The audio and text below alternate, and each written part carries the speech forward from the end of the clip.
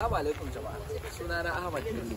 Yadda kuke gani na Film Village ne, wurin shirya fina-finai na gargajiya da kuma na zamani. Amma kuma idan kuka lura, wayannan bukokin da kuke gani settings ne na gargajiya. Sannan a gefe na kuma idan kuka biyo ni, za ku ga sauran cast and crew din ne ake kan rehearsal abin da za a yi recording a jima kan. Saboda haka, biyo mu.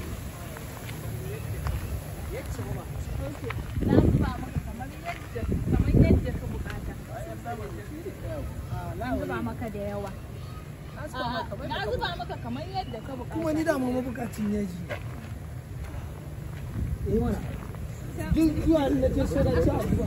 In ka ce ita kanta uwar gaya mata yaji nan naki. So ne ta dauka ta san cewar yajin mai daɗi ne. Yawa ai yajin maman nan ka gane ai yajin maman mai daɗi sosai. Shi yasa na wani ke so a rika zuba mun shi. Yasa ko ga irin sosai. Ko ne san da mu ka ka dan burge ka koren musamman ga za ta gaskiya za ta yi shirya. Biye shirin mu mai suna rumfan mai shayi.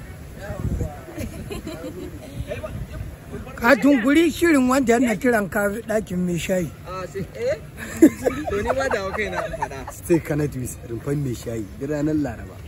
Sunana Sadiya Mu'azu Sokoto a matsayin mai kosai a cikin rumfar mai shayi. Allah ya ba mu sa'a. Ku ci gaba da kolo wono siri da muna yi sunansi rumfa mala mai shayi. Mala abu shine mai shayi wono da kuna magana kai.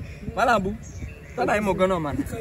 Mala abu jiya da dare ba kai mokorofi ba. Ka fada musu mono. Mai korofi. Mafarki kenan. Salamiya fada musu mono. A'a ba fa salamiya bane. Ba fa salamiya Sama'ila. Kwamerki.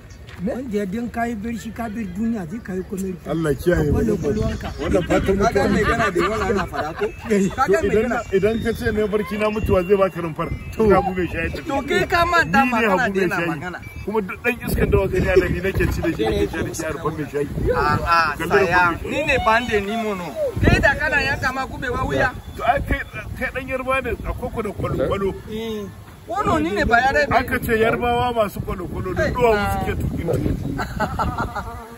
To mun gode, cut. Nice one.